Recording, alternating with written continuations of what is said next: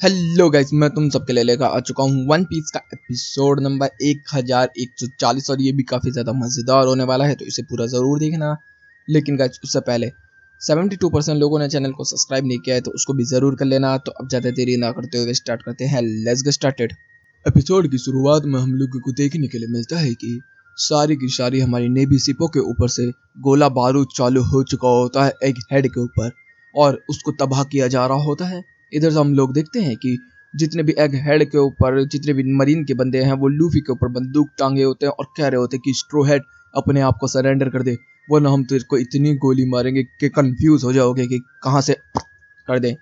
तो इतने में लूफी जो होता है वो गुस्सा करने लगता है, कह रहा होता है कि अभी बताता हूँ मैं तुम लोगों को, रुको। और वो अपना खाने को पचाना स्टार्ट कर देता है और आखिर में वो पचा भी लेता है। सारे लोग डर भी जाते हैं, भाई ये क्या है, इसका पेट है क्या है। तभी कुछ गोला बारूद वहां पर भी आके गिरता है, जिसकी वजह से जो लूफी होता है वो हंसना स्टार्ट कर देता है और कहता है कि मेरा पेट भर चुका है। तभी जितने भी बनीन के बंदे होते हैं सब कह रहे होते हैं कि अबे हमारे ऊपर क्यों फेंक रहे हैं ये लोग गोला बारूद, लेकिन छोड़ो, पहले हमें स्ट्रो हेड को पकड़ना होगा। और वो कहाँ पर है? तभी लूफी की हंसने की आवाज आती है और वो होती है वॉरियर ऑफ लिबरेशन वाली, जिसके अंदर हम लोग देखने मिलता है कि लूफी ने सारी जमीन को बाउंसी कर दिया, स्टार्ट कर दिया। और यहाँ पर लूफी जो होता है बंदों को उछाल रहा होता है, सारे बंदे लूफी को देख रहे होते, कह रहे होते कि अरे नहीं, अब तो भागना पड़ेगा, अरे भागो। और भागना स्टार्ट कर देते हैं सारे के सारे बंदे। और यहाँ पर हम लोग देखते हैं कि अभी भी मरीन के बंदे यहाँ पर बस्टर कोल को स्टार्ट रखे हैं।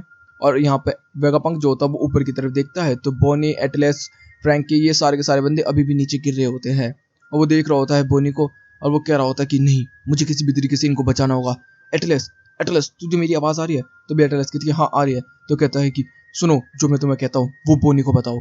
और यहाँ पर जो सेटन है वो देख ही रहा होता और कह रहा होता कि जल्दी से जल्द बाप बेटी को खत्म कर डालो। इधर से हम लोग सांची को देख ही रहे होते हैं, जो कि बहुत ही तेजी से एयर वॉक करके जा रहा होता है उनको बचाने के लिए, और कह रहा होता है कि बस 2 सेकंड और, 2 सेकंड और। तब तक हम लोग देखते हैं एटलस जो होती है वो हवा में ट्रेवल करती हुई बोनी की तरफ आती है और उसको कुछ बताना स्टार्ट करती है। यहाँ पर हम लोगों को आवाज नहीं सुनाई देती है और इधर से पेस्टिफिसा ने बिल्कुल अटैक करने के लिए तैयार हो ही चुके होते हैं, लेकिन तभी बोनी जो होती है वो घूमती है सारे पेस्टिफिसा की तरफ और कहती कि डैड, आप हम पे हमला मत कीजिए, मैं बोनी। और इतने में हम लोग देखने के लिए मिलता है सारे पेस्टिफिसा उसे देख ही रहे होते, तभी अचानक पेस्टिफिसा के अंदर एक चिप होती है जिसके अंदर सारे के सारे न्यूरॉन्स उसके चलने स्टार्ट हो जाते हैं। एक नेवी का बंदा भी कहता है कि मैंने कुछ अजीब सी आवाज सुनी, पता नहीं क्या है। तो भी हम लोगों को देखने मिलता है कि जितने भी पेस्टिफिसा होते हैं सब बोनी वोनी के ऊपर से अपने लेजर को छोड़ के सारे मरीन्स की शिप की तरफ करना स्टार्ट कर देते हैं। और सारे मरीन के बंदे कह रहे होते कि ये क्या है, और भाई शूटिंग स्टार्ट। और सारी की सारी नेवी शिप को डुबाना स्टार्ट कर देते हैं। यहाँ पर सारे बंदे पैनिक में हो जाते हैं, किसी को कुछ समझ में नहीं आ रहा होता। वेगापंक कह रहा होता है कि बोनी, मैं ये बहुत पहले ही सी सोच रखा था, मुझे पता था कि तेरे लिए सबसे गंदी मौत क्या होगी, कि तू अपने बाप के हाथों से मरे। इस वजह से मैंने उसके अंदर एक ऐसी चिप भी डाल दी जिससे कि वो कितनी भी हाई अथॉरिटी से कमांड ले रखा हो, लेकिन अगर वो तेरा कमांड सुनेगा तो वो सारे कमांड्स को एबॉलिश कर देगा और वो केवल तेरा कमांड मानेगा। और मैंने हर एक यूनिट के अंदर ये डाला। इधर से हम लोग देखते पेस्टिफिसा अभी भी तबाहियों पर बचाने लग रहे होते हैं। तब तक हम लोगों को देखने के लिए क्या मिलता है कि वेगापंक के ऊपर एक परछाई आती है। इधर से सारे बंदे देख रहे होते हो, तभी वेगापंक के सीने में आर पार हो चुकी है सैटर्न की टांगे, और सारे के सारे बंदे पीछे देखना स्टार्ट कर देते हैं कि वेगापंक। लेकिन तभी किजारू को ऑर्डर दे दिया जाता है कि इन लोगों को भी खत्म कर डाल। तो किजारू बहुत ही तेजी से उनकी तरफ जाता है और उनके ऊपर लेजर्स छोड़ने स्टार्ट कर देता है। सांची जो होता है वो फाइट बैक करता है, लेकिन तभी वो वहां पर उसको डॉच करके सीधा बोनी के सामने आ जाता है और कहता है कि इतनी आराम से मारूंगा कि तुझे मौत का एहसास भी नहीं होगा ना बोनी। लेकिन तभी एक पंच आके पड़ता है उसको और दूर जाके गिरता है। तो सारे लोग कहते कौन है, तभी हंसने की आवाज आती है, तो वो होता है हमारा मंकी डी लूफी। और उसने पूरी की पूरी जमीन को जिगलिंग करना स्टार्ट कर दिया है। सारी बिल्डिंगें जो होती है उसी के साथ नाच रही होती है, left right left right left right. इधर से सैटर्न भी कह रहा होता है कि ये सर दर्द हो रहा है कुछ ज्यादा ही, अब ज्यादा। इधर से हम लोगों को देखने मिलता है कि हमारे सारे बंदे जमीन पे गिरते हैं, तो सब लोग कहते हैं कि भाई जमीन को क्या हुआ, ये कैसे लचीली हो गई। इतने में सैटर्न जो होता है वो कह रहा होता है कि जो तुम करना चाह रहे हो सब पॉइंटलेस है, तुम में से कोई बच के नहीं जा पाएगा। इतने में पेस्टिफिसा अभी भी बैंड बजाने में लगे होते हैं, किजारू जमीन में पड़ा होता है। सैटर्न कह रहा होता है कि तुम लोग मरोगे सब के सब कीड़े मकोड़ों की तरह।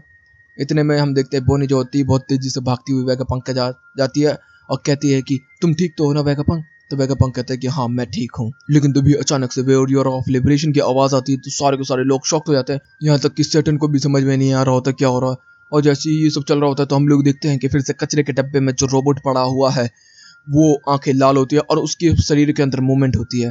इधर से वेगापंक जो होता है वो बताना स्टार्ट कर देता है कि यही है वो। तो वो कहती क्या? तो कहते निकाह, इतने में याद करना स्टार्ट कर देती है कि किस तरीके से कुमा और वो साथ में बैठे थे, और कुमा जो होता था वो बताता था कि मेरा एक हीरो है जिसका नाम है सन गॉर्निका, जो कि वॉरियर ऑफ लिबरेशन है, और वो मेरे साथ मेरी तरह डांस करेगा एक दिन। और हम लोग को देखने मिलता है कि वो डांस करना स्टार्ट करता है, धम पप्पा धम पप्पा। इतने में बोनी भी उसी की तरह डांस करना स्टार्ट कर देती है वहाँ पर। वो कह रहा होता है वेगापंक इधर से करंट टाइम लाइन में कि हाँ ये वही है जिसका हम सबको इंतजार था, जिसको तेरे पाप का इंतजार था। हाँ वो आ चुका है, the warrior of liberation, the white, the sun god Nika. और इतने में लूफी ऊपर की तरफ आता है हंसता हुआ, और बोनी उसको देखती है और कहती है कि सच में यही है वो डैड। और हम लोगों को देखने के लिए मिलता है कि कुमा की यादों को याद करती हुई बोनी कह रही होती कि फाइनली वो आ गया, इतनी सेंचुरीज के बाद 800 सालों तक सब लोगों ने उसका इंतजार किया और अब वो आ चुका है। तभी इधर से सीन बदलता, हम लोगों को देखने के लिए मिलता है कि एक शिप जो होती है बहुत ही तेजी से ट्रैवल करती हुई आ रही होती है, जिसके अंदर दो लोग बात कर रहे होते हैं और कह रहे होते हैं कि जैसा हमने अखबार में सुना था ये तो बिल्कुल वैसा का वैसा ही है यहाँ पर, तो चल हम भी देखते हैं कि क्या हो रहा है वहाँ पर। और हमें फिर देखने मिलता है कि ईस्ट कोस्ट की तरफ एग हेड के सारी शिपें तबाह हो रखी होती हैं, और यहाँ पर जितने भी वाइस एडमिरल और रेयर एडमिरल और कमांडर्स और कैप्टन्स पड़े होते हैं सब कह रहे होते हैं कि उधर से कोई ऑर्डर आया या नहीं, और उन लोगों को कोई भी ऑर्डर अभी तक नहीं आया होता। तभी एक बंदा कॉल करके बताता है एक वाइस एडमिरल को कि हमारे पीछे कुछ आ रहा है। तो कहते हैं कि कोई सी मॉन्स्टर होगा, तो कहते हैं कि नहीं एक शिप लग रही है, तो कहते हैं कि अच्छा मुझे देखने दो। और वो बहुत ही बड़ी शिप होती है। इधर से वो कह रहे होते हैं कि इतनी बड़ी शिप नहीं, ये नहीं हो सकता। और वो लोग फ्लैग देखते हैं कि वहां पर लगे हुई चीजें देखते, तो कह रहे होते कि ये तो 100 साल पहले डिसबैंड हो गया था क्रू, अब ये कैसे आ गया। तभी हम लोग दो बंदों को हंसता हुआ देख रहे होते, कह रहे होते कि बहुत अच्छा लग रहा है इतने समय बाद बाहर निकल के।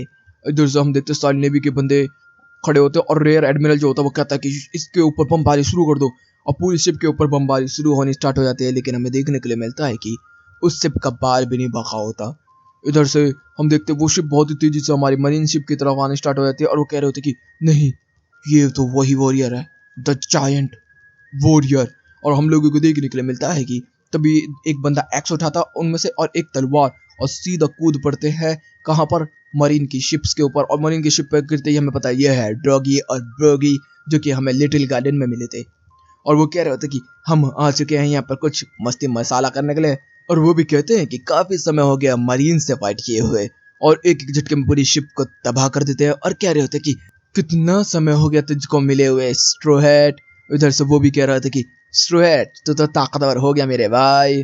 और यहीं पे ये एपिसोड भी खत्म होता है। तो गाइस मैं चाहता हूँ कि तुम लोग 200 लाइक्स कर दो इस वीडियो पे, क्योंकि इससे वीडियो की रीच बढ़ेगी। तो गाइस वीडियो अच्छी लगी तो वीडियो को लाइक कर देना, चैनल को सब्सक्राइब कर देना, कमेंट बॉक्स में अपनी प्यारी प्यारी बातें पढ़ देना। Okay guys bye bye, thank you for watching.